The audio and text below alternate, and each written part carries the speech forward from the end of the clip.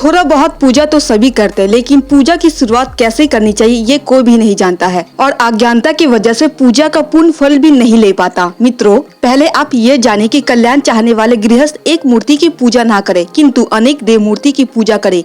इससे कामना पूरी होती है, जैसे गणेश, लक्ष्मी, विष्णु, शिव, दुर्गा, सूर्य। इन पंच देव की पूजा तो हमें रोज ही करनी चाहिए। पूजा की शुरुआत से पहले आसन पर बैठे इस बात का विशेष ध्यान दे कि बिना आसन का तो बैठे ही नहीं, और यह भी ध्यान रहे कि पूजा घर पर बैठने के लिए अपने ही आसन का इस्तेमाल करे, किसी दूसरे का नहीं। आसन पर बैठने के बाद अपने इष्ट देव या जिसका भी पूजन कर रहे हैं उन देव या भगवान की मूर्ति या चित्र को लाल या पीला कपड़ा बिछाकर लकड़ी के पाट पर रखे, या पहले से रखा हुआ है तो बहुत ही अच्छा है। मूर्ति को स्नान कराए और यदि चित्र है तो उसे अच्छे से साफ करे। सर्वप्रथम ईश्वर से प्रार्थना करें कि मन, कर्म, वचन से आपकी पूजा करना चाहती हूँ ताकि कृपा प्राप्त कर सकूं। और ठीक इसके बाद आपको एक दीपक प्रज्वलित करके रख देना है। एक मुखी दीपक प्रज्वलित करना चाहिए, क्योंकि ये अग्निदेव होते हैं, हमारे पूजा कर्म कांड के ये साक्षी होते हैं। मित्रों, जहाँ पे आप बिना दीपक जलाए पूजा करते हैं तो आपको 1 गुना फल की प्राप्ति होती है। वही यदि आप दीपक प्रज्वलित करके पूजा करते हैं तो इससे आपको हजारों गुना फल की प्राप्ति होती है। इसलिए बिना दीपक प्रज्वलित किए पूजा शुरू ना करें, बाद में इस दीपक को ही आरती के रूप में ले।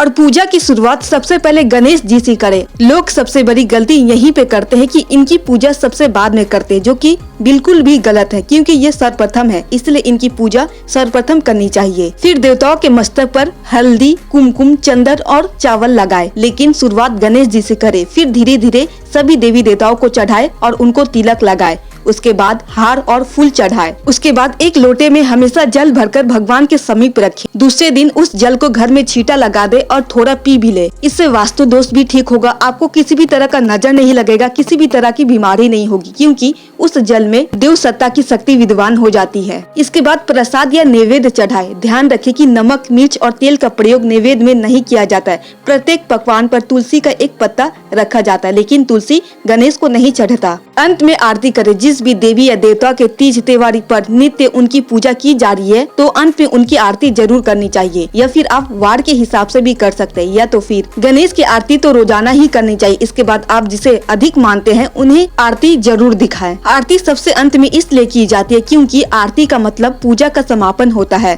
पूजा की समाप्ति के बाद यदि आप जो मंत्र पढ़ते हैं या जो पाठ करते हैं उसे करें।